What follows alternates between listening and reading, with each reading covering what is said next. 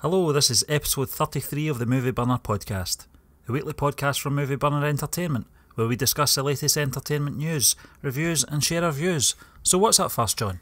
First this week, Stephen, we're going to discuss the new trailer for the upcoming Mowgli film, of course directed by Andy Serkis. This is a passion project that spanned half a decade and it's finally here. What did you make of this trailer, Stephen? I thoroughly enjoyed it. Very much a darker take on the classic story. Yeah, it certainly is grittier than the previous Jungle Book film that came out a few years ago, the Jon Favreau one, John. Yeah, I liked the trailer. It was very dark, as you said. You could identify some of the actors' voices in there as well. Such an amazing cast. We were just talking about it before we came on earlier. And one of the reasons this film has taken so long for Andy Serkis to get put out there into the public domain is because the film was originally slated to be released in late 2016, but after information was released that Disney would be releasing a live-action remake of its animated film The Jungle Book, the release date was pushed back to 2018. I've seen a few comments online after this trailer was released. A lot of people saying, why are they doing this, what is the point? I think if they realise that this is a project that was in the works long before Disney decided to make a live action version of their animated film. And also I think what people have to remember is this isn't a scene for scene, blow by blow account of the Jungle Book story, the Rudyard Kipling story. This is going off in a different direction. Yeah, totally, Stephen. I can't understand those people that are saying why they're doing this film. We've just had the Jungle Book film. What's the point to it? Well, the point's quite clear. We're just discussing an article that Andy Serkis did for Gizmodo where he discusses quite plainly why this film is coming out and why he thinks there's room for it and an appetite. He says there's an appetite for a darker, more emotionally powerful and resonant metaphor-driven story. And much like the work he did on Planet of the Apes, where there's a seriousness about the film and it's not hammering home to the audience every 2 minutes that everything's going to be okay, which, I mean, I loved the original Jungle Book film, the cartoon one. I can't remember when it was out. I just recall watching it when 1967. I remember watching it when I was a young boy. That was a brilliant film, highly entertaining. I always remember Baloo, he was a standout. And even the one from a couple of years ago, Disney's remake, that was a phenomenal film, absolutely pioneering. The CG, one of the most visually stunning films I've seen in years. I was stunned when I found out that was purely CG. I thought it was real. I thought the jungle was real and they were using a mismatch of practical and CG. So when I found out that it was purely computer generated, it blew me away. But that film certainly did have a lighter tone to it. It was very much sticking to the original story, I would believe. This one's going to go off in a different direction. I read further down in that article that we're going to see Mowgli reintegrate with human society. I don't believe that happens in the original story. He gets close to getting back and then he pulls himself away. So that'll be intriguing to see that as well, how that's going to play out. Certainly we get certain hints at that in the trailer. We see him mixing with human society. He's locked up in a cage in the early parts of the film when we see Bagheera and narrating and kind of telling his side on how he survived in the King's Palace or something. And he was biting and scratching, and then we see Mowgli mimicking his actions in the current day, I believe. And we see him then getting surrounded by humans in the trailer as well with torches, so that probably is him trying to reintegrate with human society and obviously facing problems. So it'll be intriguing to see where this film goes off, how far off it does go from the original story, where it's going to fall in certain parts or not.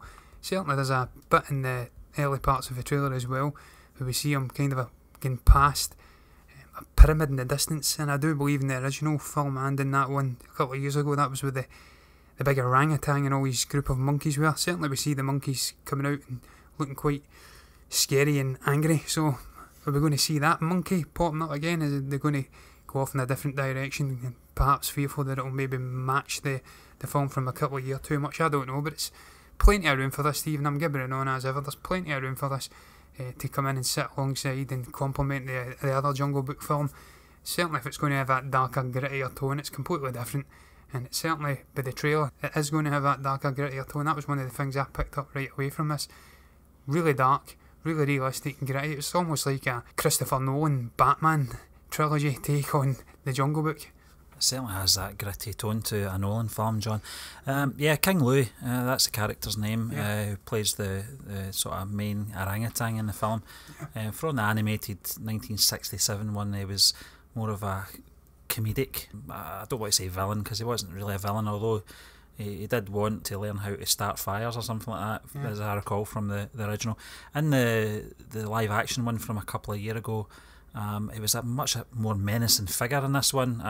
As I recall, he was massive. Yeah, He was he's absolutely massive huge, in that tempo, as you said, John. I think fire was one of his driving things in that as well. Yeah, I mean, it was certainly that was the agenda. As I said, I think the live action one is just a scene for scene copy of the animated one from '67. But I thoroughly enjoyed it. As you said, it was very pioneering, the visual effects and the mocap that was involved in that film. Very stunning to watch. And I'm just thinking that this incarnation of the story may be based on the 2003 The Jungle Book 2 Mowgli's Reunion. This is a film that I've not saw. No, I've not seen it. I do know of its existence, and just on the title alone suggests that it could be possibly based on that. I'm not sure. Certainly the original story hinted at the very end of The Jungle Book that Mowgli was going back into society at the very end of that, so it's going to be very interesting. I like the look of this. It's certainly a film that I think you have to see on the big screen as well for the visuals, but I think we should talk about the cast, John, as well. Incredible. I think the cast for this, it seems to be a common trait now for all these Hollywood actors want involved and be part of this now mocap bandwagon. Yeah, I mean, the cast is just unbelievable, Stephen. Also, you've got Andy Serkis. We've discussed Mr. Serkis numerous times before. We've done a profile on him in the early episodes of the podcast. One of my favourite actors of the current generation. I just think he's an incredibly talented guy, so versatile. And he's back again playing Baloo. He's also directing it. Shows you again his versatility.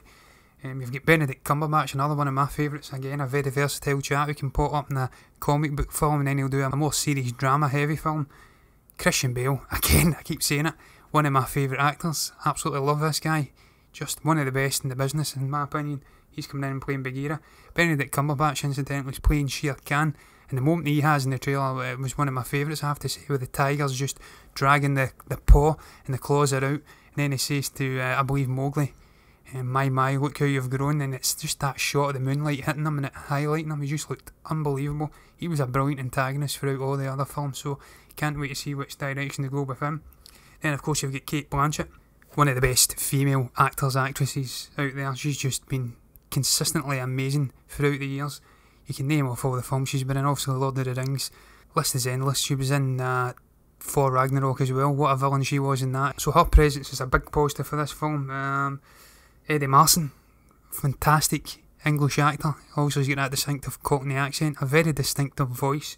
Popped up in so many good films. We were just discussing him. He was one of my favourite little cameos in Their Finest. And then we've got our very own Peter Mullen as well, a good Glaswegian chap, and again, very distinctive voice. I believe he's playing that wolf character that maybe Tabaki, I can't pronounce the name. So it's a phenomenal cast, but I have to say the standout from the trailer, Stephen's probably the young boy, Rohan Chand. He looks absolutely brilliant as the title of Mowgli. And for a chap so young in years, he looks as though he's going to carry the film with absolute ease. So the cast is just amazing, Stephen. As you say, this is a prominent thing in animated films in recent years. Certainly, it's probably been a thing that's went back further than recent years. There's always been strong casts in animated films, but it seems to have went up a notch in recent years, certainly. And this film's just taking it to another level with some of the actors that are popping up. Yeah, I was just having a look there, John. I don't even think King Louie's mentioned in the cast. I was certainly, I was looking for who was going to be voicing the character, but I can't even see the character cropping up. It could be that the character just doesn't belong in this story at all. This is another argument towards these people that are wondering why this film's been made at all. And just going through that cast, John, that's phenomenal. The other thing as well we picked up from that interview with Andy Serkis, John, was that this was a report online. I can't remember the website that it was getting interviewed on, but it was only a week past Friday there that they'd finished wrapping up the film. This film is apparently coming out on the 19th of October, so they must be ready, or more or less ready, very far into post-production anyway, if Andy Serkis is saying they've finished the film. I don't know if he means they've finished the shots or whatever, if they've still got a lot to do in post-production. But this, as we said, this is a teaser trailer, and for a teaser trailer, John, it was quite phenomenal. Yeah, certainly, Stephen. I would think it probably would be finished production. A film of this nature, it's obviously CG heavy. That takes years to put together, so you would think it'd be post-production that's finished. The one final thing I'm going to touch upon, Stephen, before we move on to the next topic is just, again, from this article, because I thoroughly enjoyed reading this article, and it's Serkis talking about the work they did with the characters and the way they animated it, that these characters weren't purely CG animated creations. It was a combination of the actors and CG mixed together with a mocap performance. And just, he went into great detail talking about how Christian Bale's face would be on one side and then they'd have the image of a panther on the other, and they would just combine the images together and make his face become the panther. And I love stuff like this. I love reading about it. I'm absolutely fascinated by how they make these films come to life. And he goes on to talk about how Rohan Chand, it helped his performance because he was actually acting beside the actors. They were getting in there and physically joining in the acting instead of just sitting in a booth voice acting, and this young chap having to act with green balls and looking at them and stuff like that. So that was intriguing. He says that Benedict Cumberbatch had a very physically exerting performance.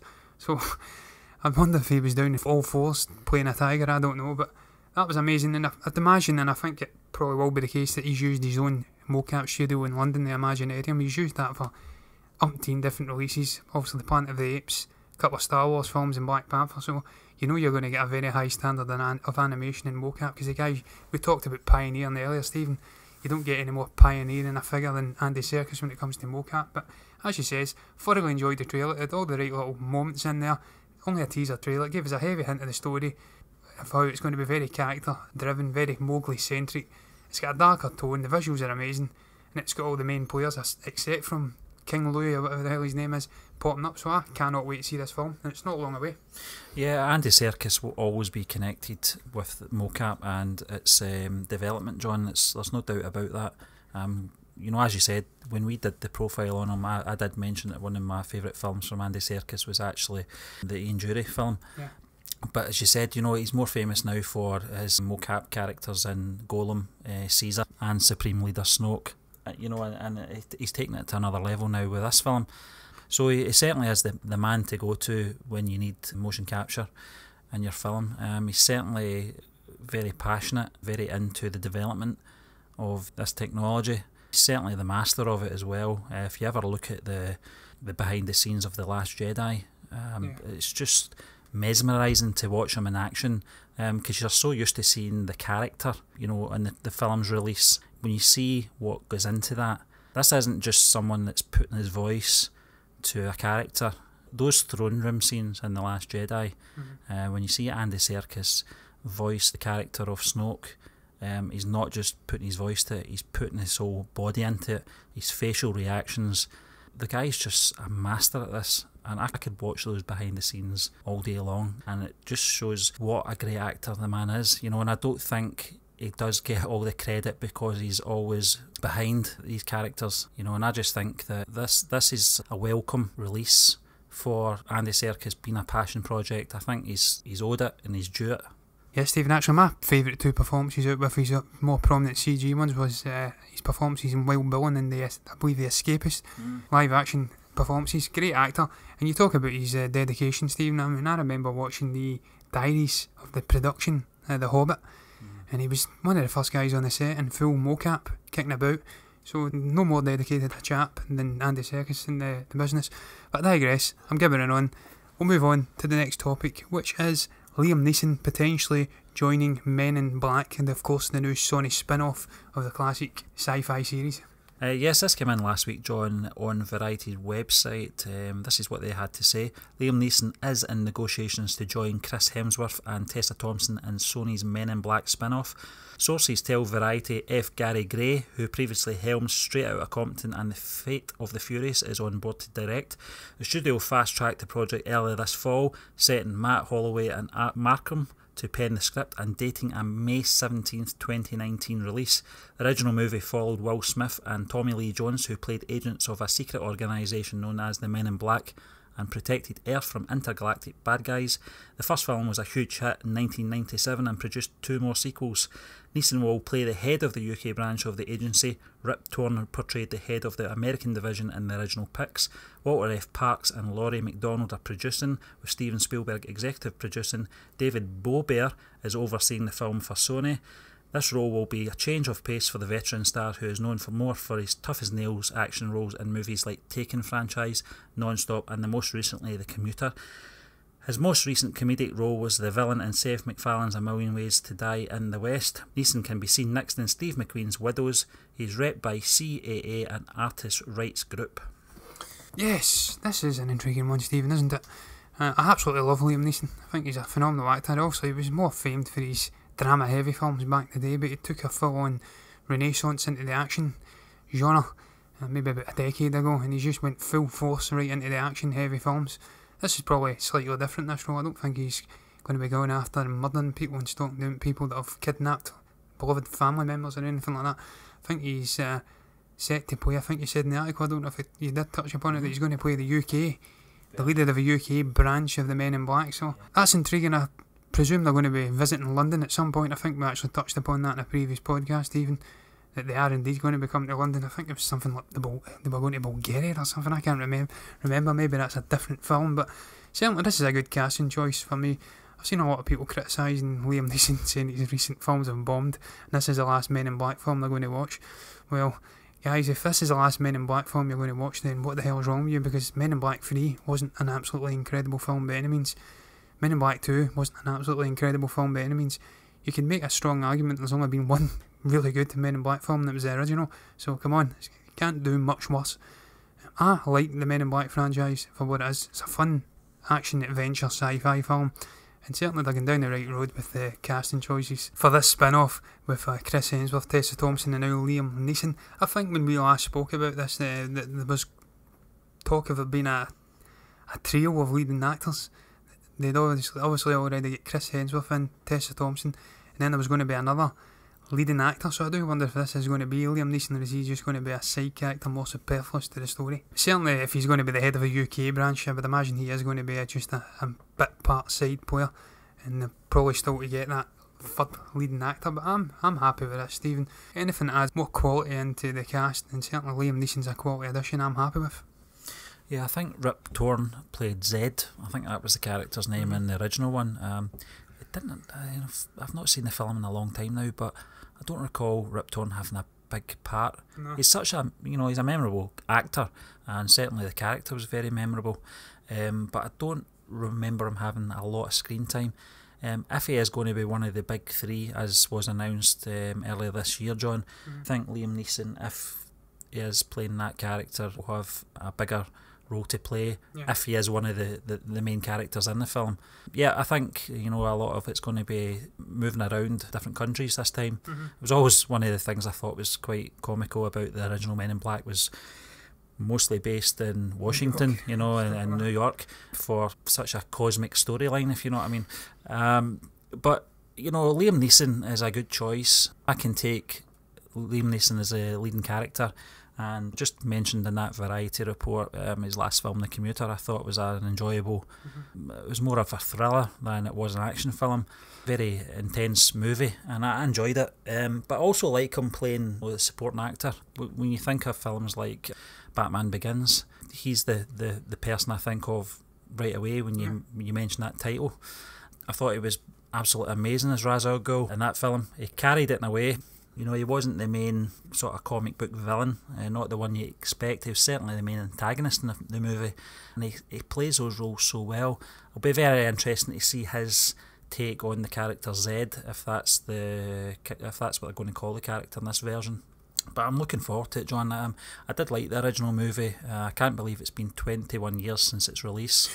And as you said, the Men in Black 2 was okay. Men in Black 3 was more gimmicky. That was the one with Josh Brolin playing the younger version of Tommy Lee Jones, which was okay. This is the argument that we always go back to in regards to actors playing younger versions of more famous characters.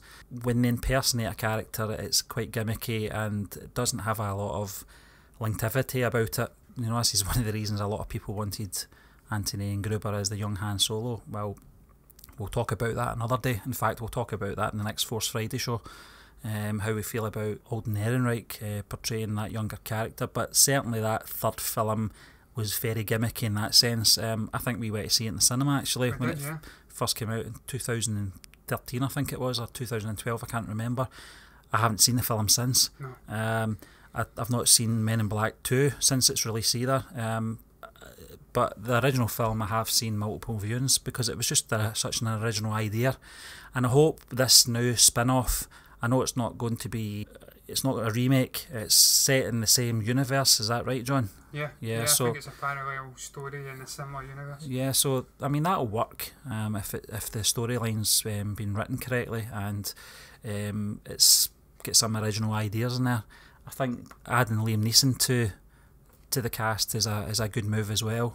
He's a reliable actor to play that role. How much the tone will be in the film remains to be seen. I thought the tone in the original movie was just right for the actors that they got to play. Tommy Lee Jones is a very deadpan kind of comedic actor. Will Smith's a bit larger than life. Whether or not they'll go down that road with this, I don't know if it's going to be a comedy film or not. Chris Hemsworth, as we saw in Ragnarok and then Infinity War, he knows how to handle comedy at the right moments. Certainly in those last two films I thought he was the standout as far as some of the funnier lines went, and I'm certainly looking forward to this film that's coming out next year.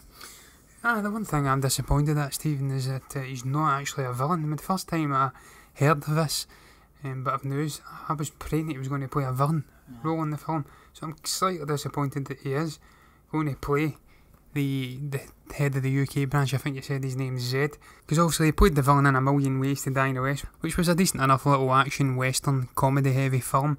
So certainly Men in Black's been famed for its blend of comedy and action and also sci-fi elements, so I think this is probably the road they will go down in this film as well. We will see lots of comedy. Certainly we got Tessa Thompson and Chris Hemsworth delivering many comedic moments in Thor Ragnarok.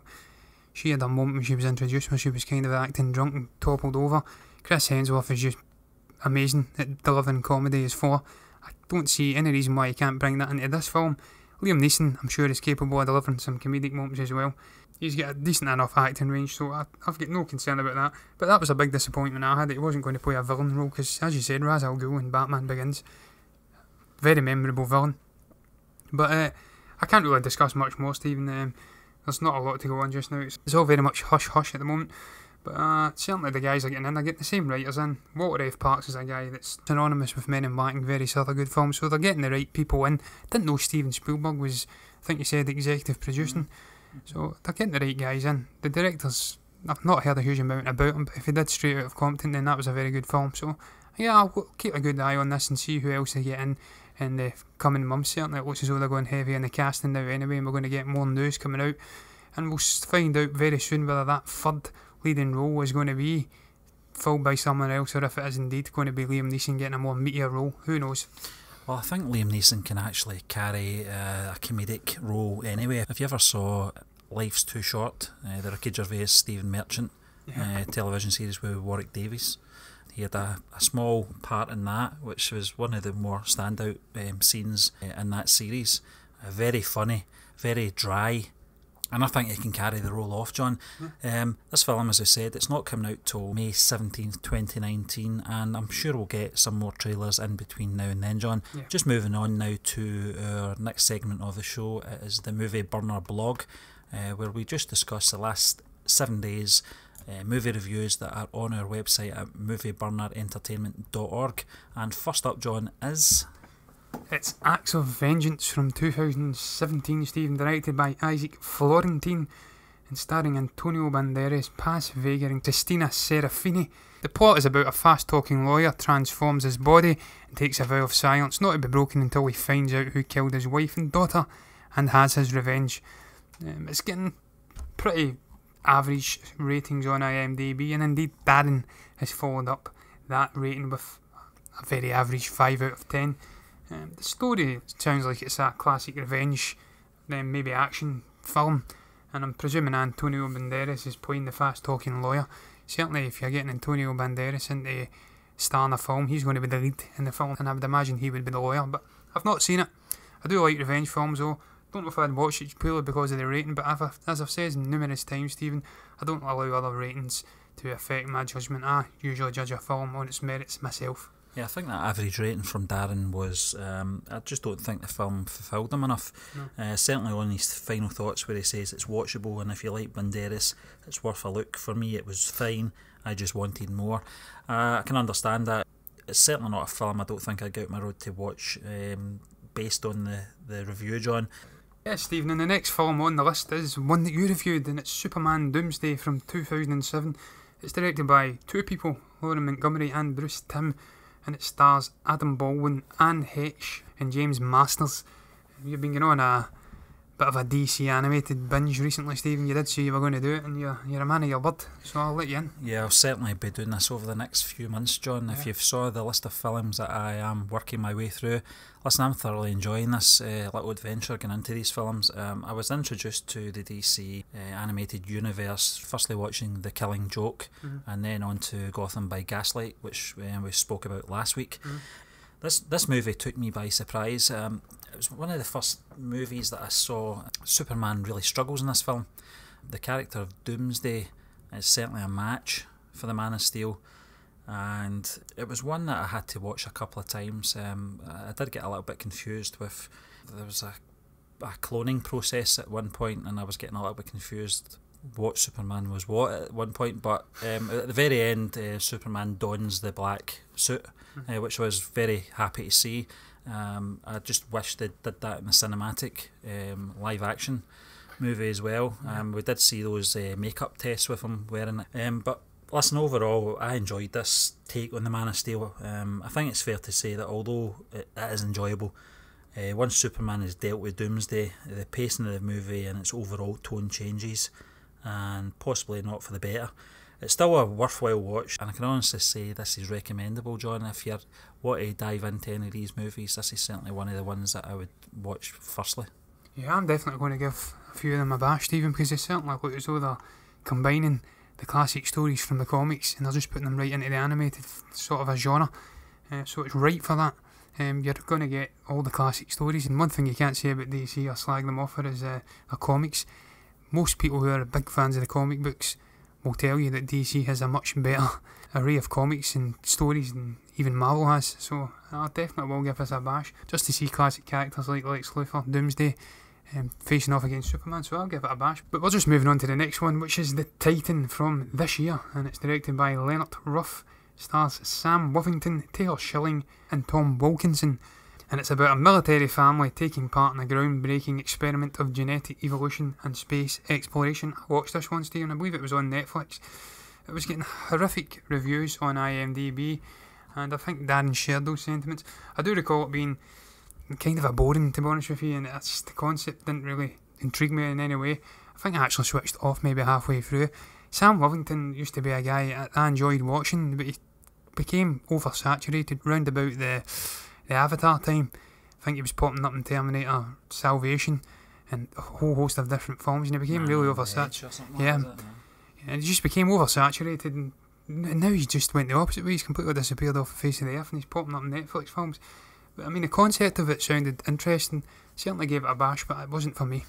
Yeah, Darren rated this 4 out of 10, John. He says sadly another dud for Netflix. I like that they kept trying and they're doing the genre. I just wish they'd do it better. Taylor Schilling in there as well, John. Thoroughly enjoyed her performance in Orange is the New Black, which is now up to season 7, I think it is, John. It's certainly got a good run, and that's no thanks to the actress herself. It's a film, I think I did catch this on Netflix maybe around about January time, I can't remember. It was the start of the year, around about the turn of the year anyway, John. Tom Wilkinson in there as well. He's a terrific actor. I've seen him in so many things. First film I saw him in was the Full Monty 20 odd years ago. Just like we were mentioning, he was in Batman Begins as well, playing Falcone, and more recently I saw him in Snowden, the film with Joseph Gordon-Levitt, which was actually my first ever movie review, John.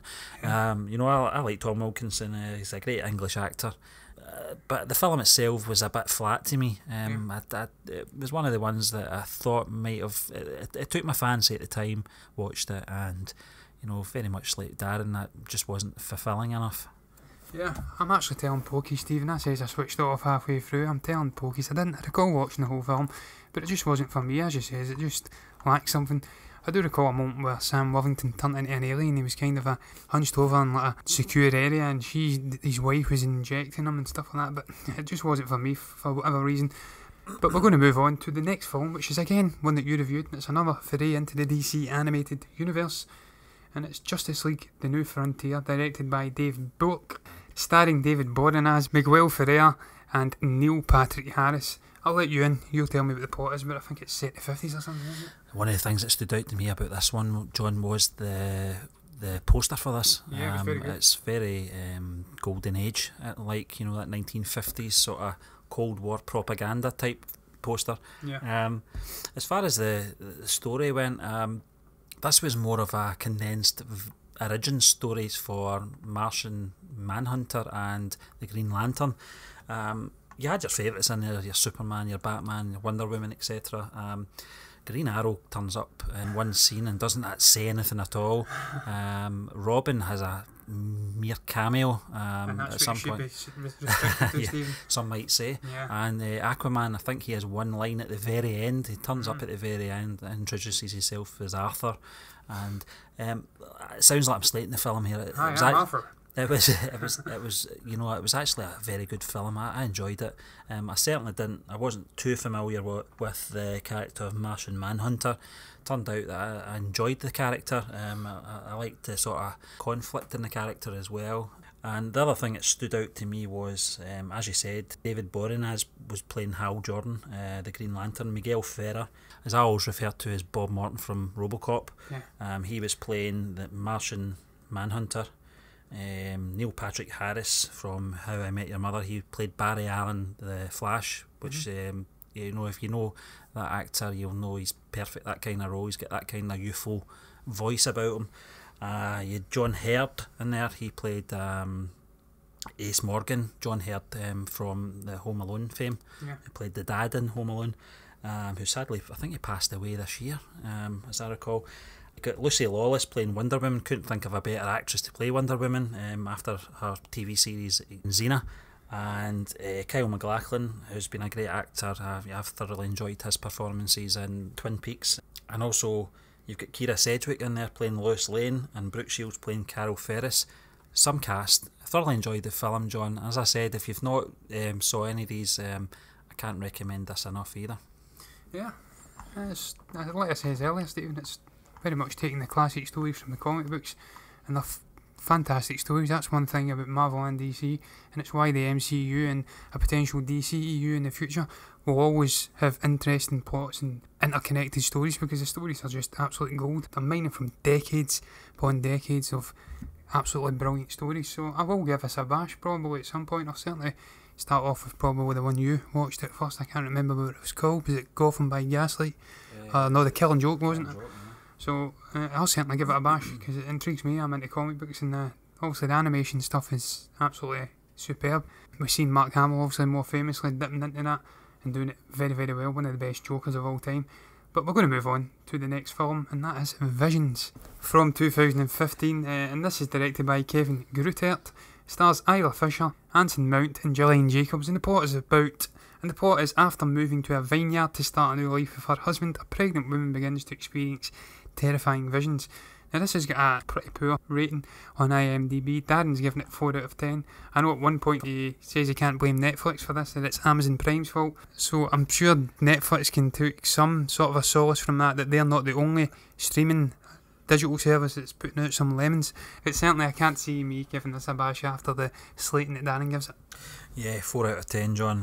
Darren's final thoughts are kind of a mess, a decent idea in there, but this is truly a case where a movie gets just about everything wrong. Oh, and it's a horror film that's not scary, and just take a look at the running time, 8 minutes under 90. That also tells you something. And judging on that review, I can understand why he's rated it very average.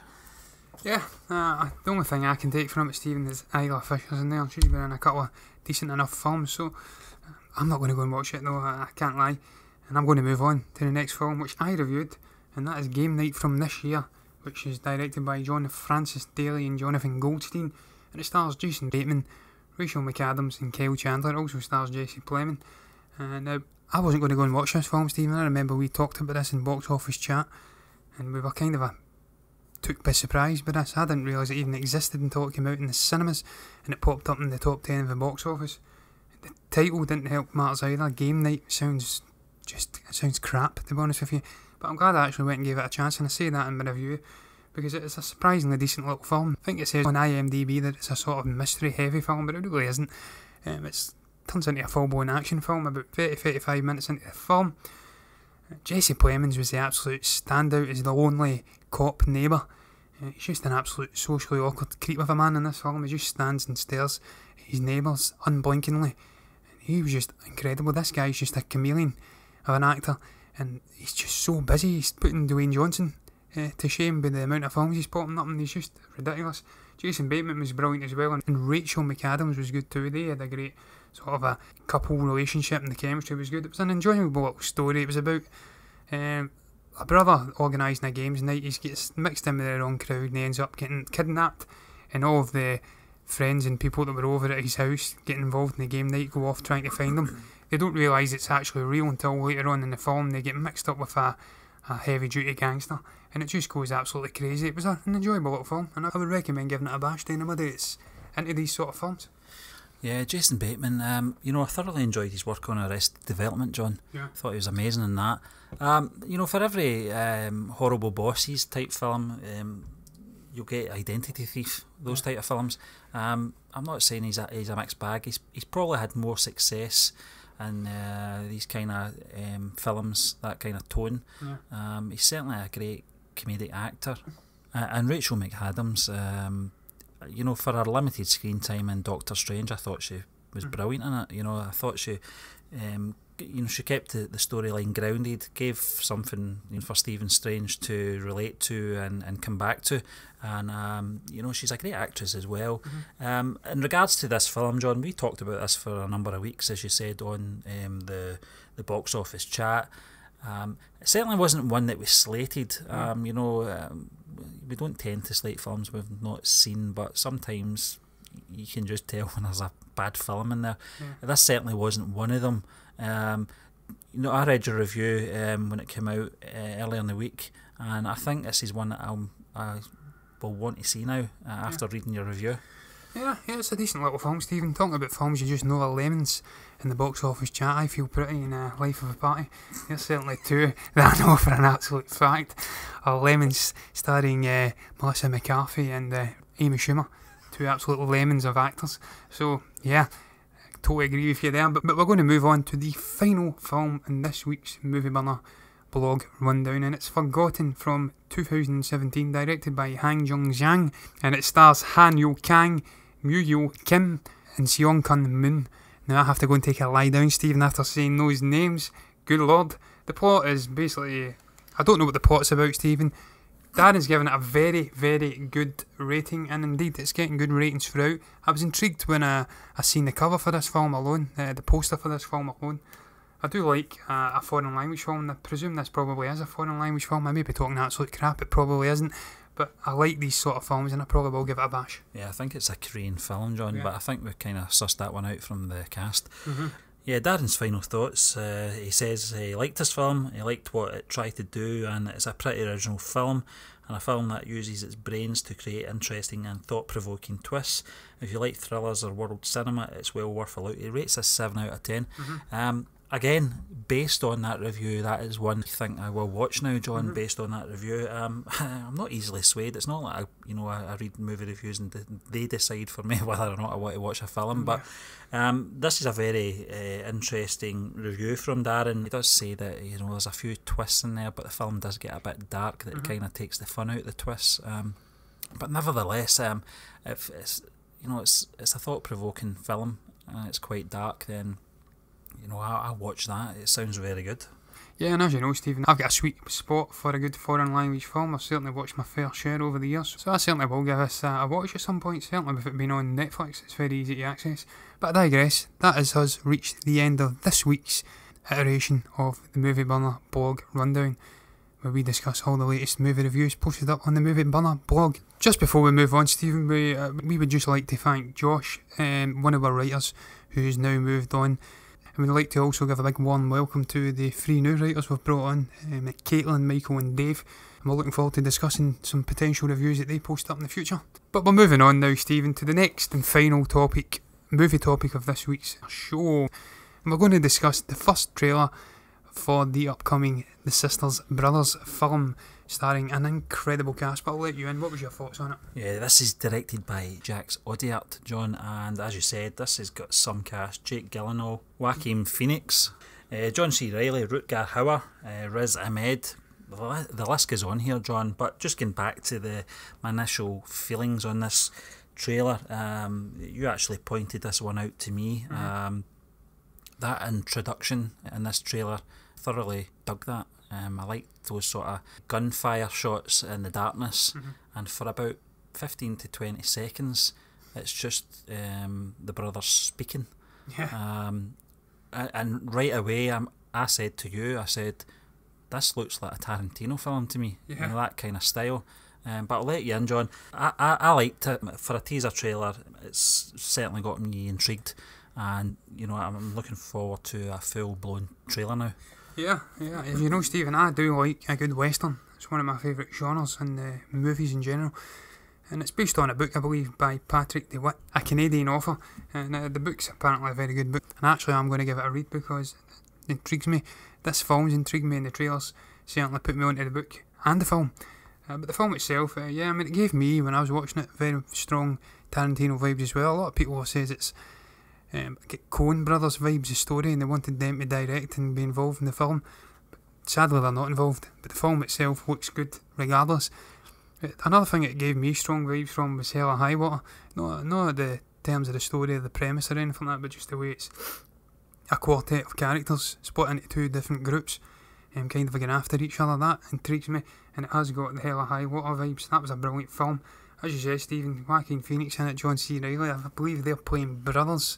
They are the sisters' brothers. They tell us it numerous times throughout the trailer, we're the sisters' brothers and we're very good at what we do. I believe Jake Gyllenhaal plays a guy named Morris. He gets involved with Riz Ahmed's Worm character, I think his name is, who's discovered some way of illuminating gold in the riverbeds and stuff like that. And he gets together and faces off against the two brothers who are coming after him in one last job before they go off and retire. The big bad in it, I believe, who's playing the villainous boss, I believe he's called the Commodore. He's actually played by Rutger Hauer, the great Rutger Hauer. As we know, he's fantastic at playing villainous roles. And he is a guy that sends the brothers off in one last job. The trailer was amazing, Stephen. I agree with you about the intro. That darkness and the shots of the gun and the writing coming across, that was cool.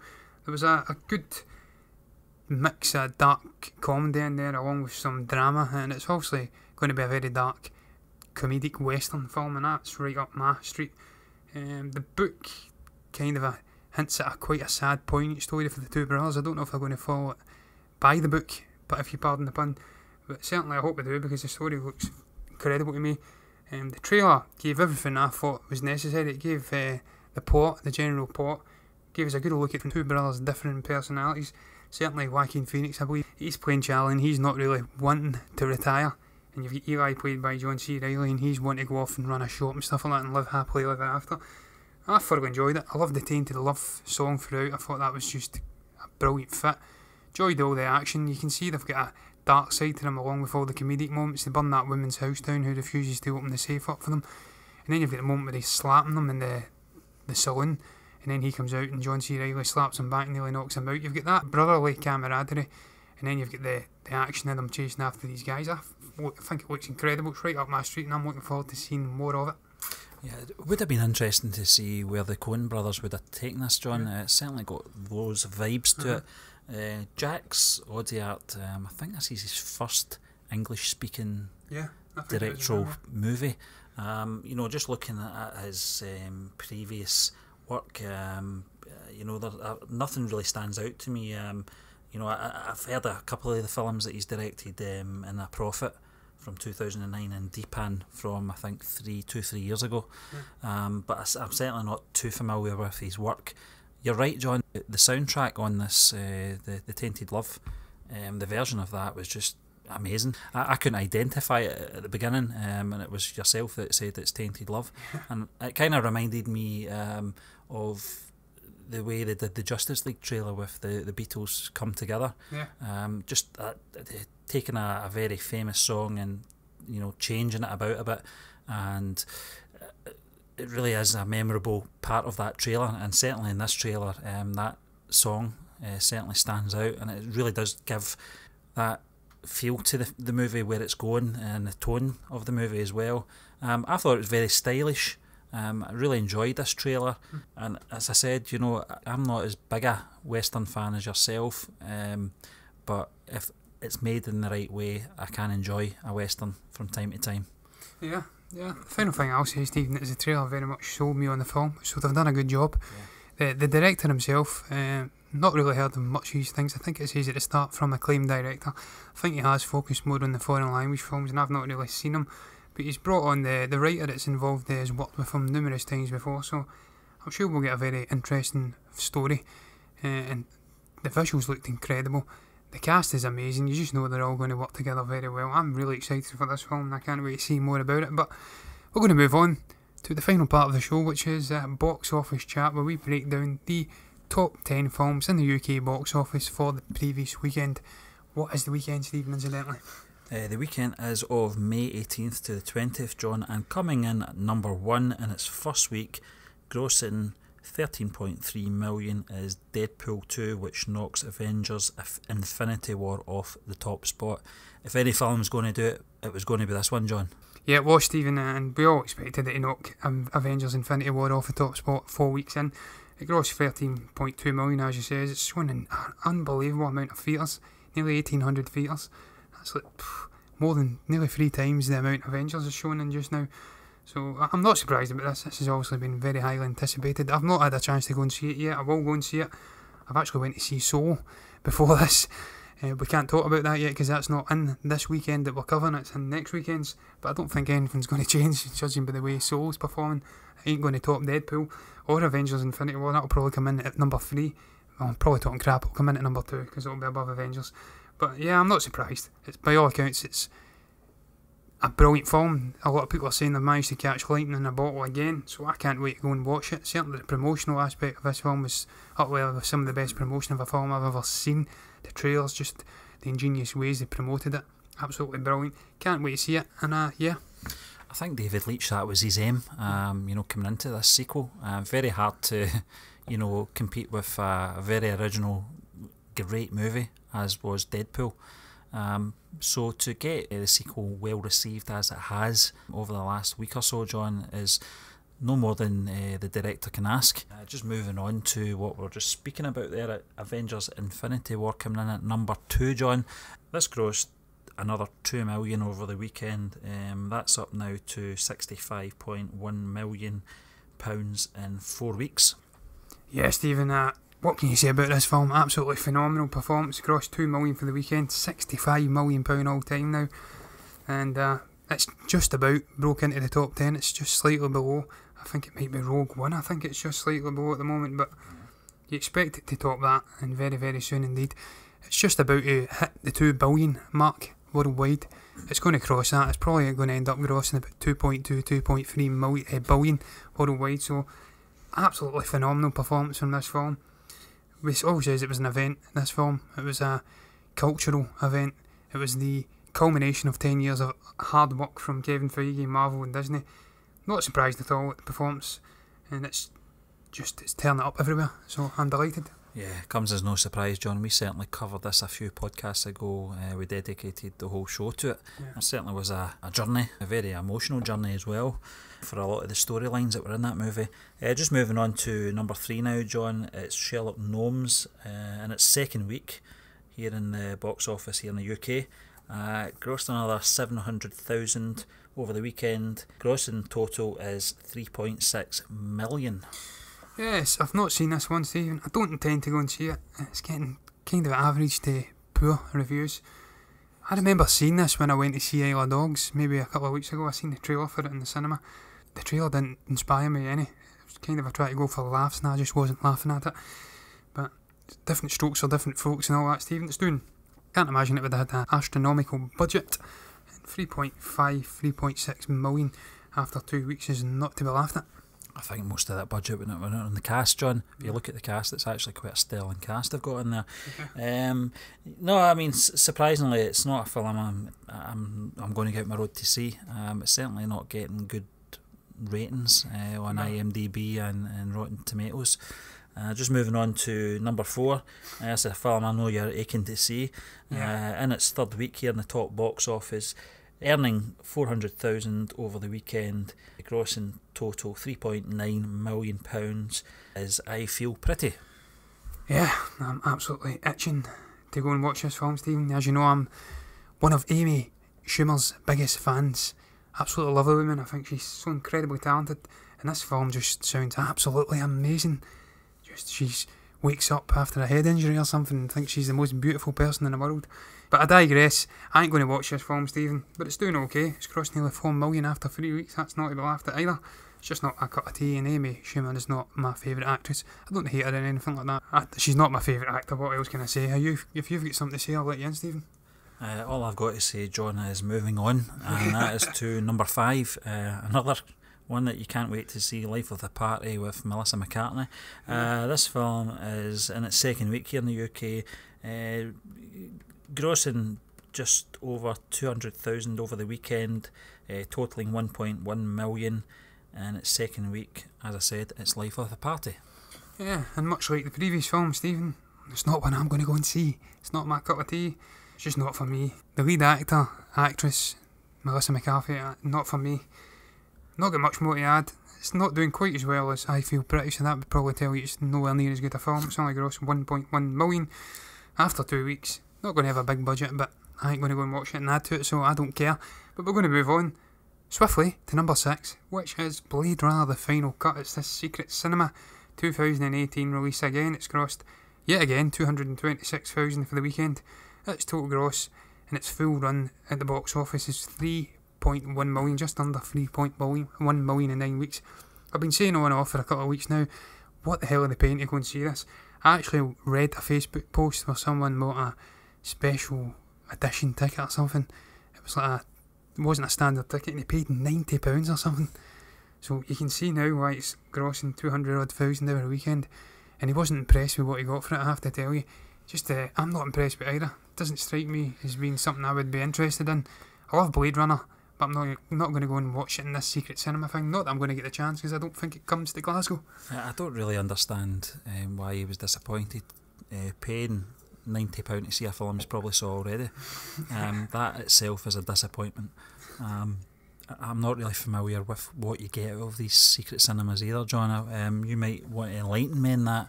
Yeah, I believe it's like people come in and they act and stuff like that, and they all get involved and they make it a livable experience, and they just, I don't know, I've not been to it, Stephen. Yeah, it's secret.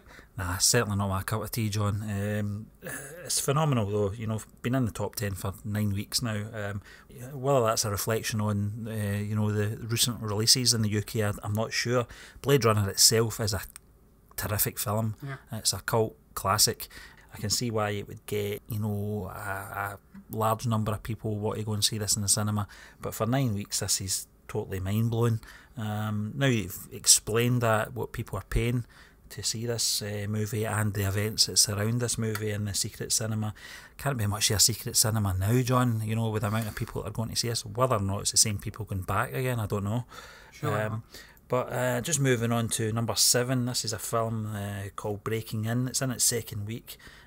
Earned 200,000 over the weekend, grossing just under £1 million. This is a film I'm not really familiar with, John. This is the James McTeague movie, starring Gabriel Union, Billy Burke and Richard Cabry, which we did discuss last week, but it's certainly not a film that I'm going to rush out to see.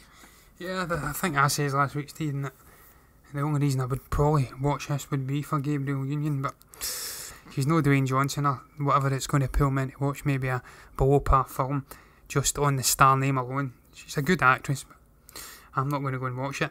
And the reason behind that is the below par reviews and word of mouth for the film. It's not meant to be that good, and that's reflected in the box office performance, because after 2 weeks it's not even cracked £1 million. I've not got much more to add to that, unless you have. And I'm going to move on to number 8, which is A Quiet Place. It's still in there.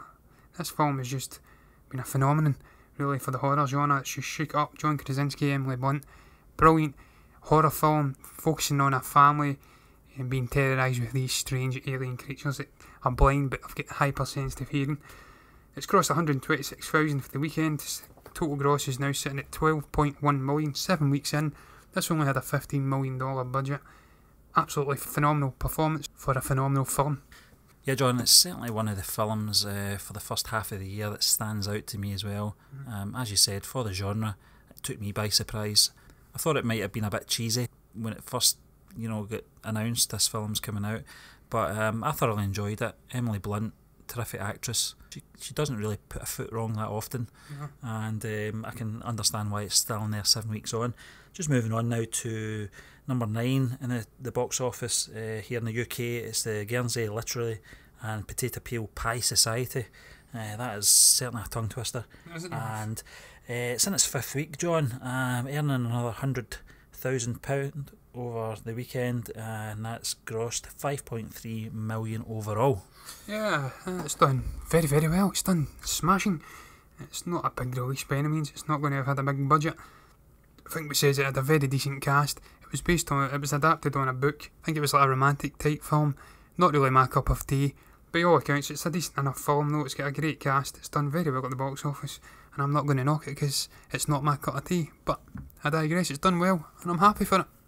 Just moving on to the final film in this week's box office chat, John. It is on Chesil Beach. This is in its 1st week, earning 100,000, obviously grossing £100,000 as well. This is a film that has Saoirse Ronan in it. Her last movie that came out over here was, of course, Lady Bird, which I reviewed, thoroughly enjoyed. She's certainly got another few movies coming up, some of them in post-production as well. She's a talented actress for such a young age. I thoroughly enjoyed her performance as Lady Bird McPherson in the title Lady Bird as well. Yeah, and director Dominic Cooke, who I'm not really familiar with. I know that he directed a couple of episodes of the TV series The Hollow Crown a couple of years ago, but this was really his first sort of big film, if you like. And I know that he's got another one in pre-production that's coming out, but I don't really know too much about this movie. Yeah, I think it's very much in a similar vein to the Guernsey Literary Potato Peel Pie Society film, Stephen. It's a romantic drama film. I don't know anything about it. I believe it's maybe been adapted off of a book by Ian McEwan. It's certainly the book of the same name, so I would imagine it would have been. Cast is great. What can you say? Saoirse Ronan, brilliant upcoming actor. Phenomenally talented young woman. And you've Anne-Marie Duff as well, who's been in Nowhere Boy, The Magdalene Sisters.